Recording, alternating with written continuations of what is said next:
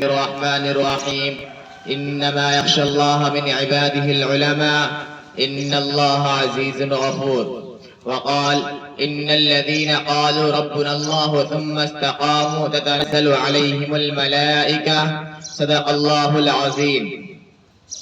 جنہیں میں ڈھونڈتا تھا آسمانوں میں زمینوں میں، جنہیں میں ڈھونڈتا تھا آسمانوں میں زمینوں میں، وہ نکلے میرے ظلمت خانہ اے دل کے مکینوں میں.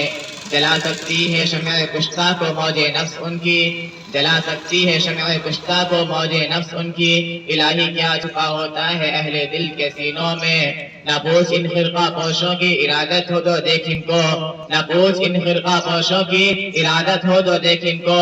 ید بیضا لیے بیٹھے ہیں اپنی آستینوں میں. بہار آئی اگر گلشن میں تو کس کام کی آئی، بہار آئی اگر گلشن میں تو کس کام کی آئی. نشے من شاخ پہ باقی رہا نہ دل ہی سینوں میں.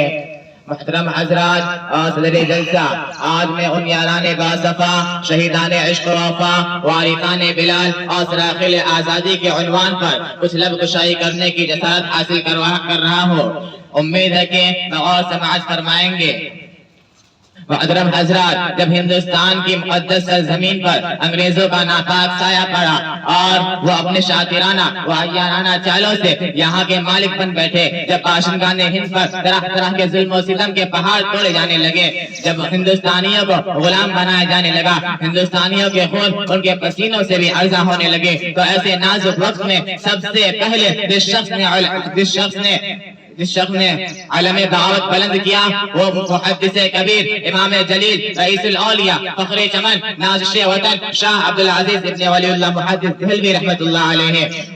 یہ وہی مرد مجاہد اور درویش خدا ہے جس نے وقت سے بہت پہلے مسلمانوں کے نسب العین کا اعلان فرما دیا تھا. جہاں تک پہنچنے کے لیے دوسروں کو ابھی برسہ برس انتظار کرنا تھا. شاہ عبدالعزیز کا فتویٰ کیا تھا؟ گویا ایک برق بے اما تھا جو دشمنوں کے نقل تمنا پہ گر پڑی. انگریزوں کی نیند حرام ہو گئی، جگہ جگہ آزادی کے شعلے بھڑکنے لگے، جگہ جگہ آزادی کے پرچم لہرانے لگے، سینوں میں ولولے مچلنے لگے، حوصلوں نے انگڑائیاں لینی شروع کر دی.